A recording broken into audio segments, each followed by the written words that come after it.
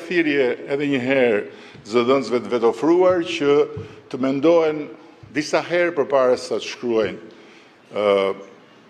gjysmë të vërteta, sepse në këtë rast nuk cënojnë thjesht disa investitorë, cënojnë Shqipërinë.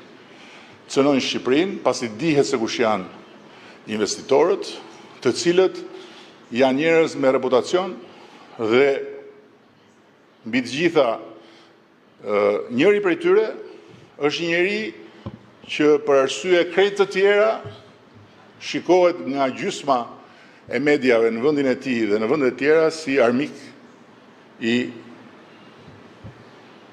palës tjetër. Kështu që është shumë e rëndësishme që ne të jemi mikpritës, ne të jemi të drejtë dhe ne të mos marrim në asnjë mënyrë damkën e një vendi ku investitorët priten me këmbë të para. Kjo është një anë.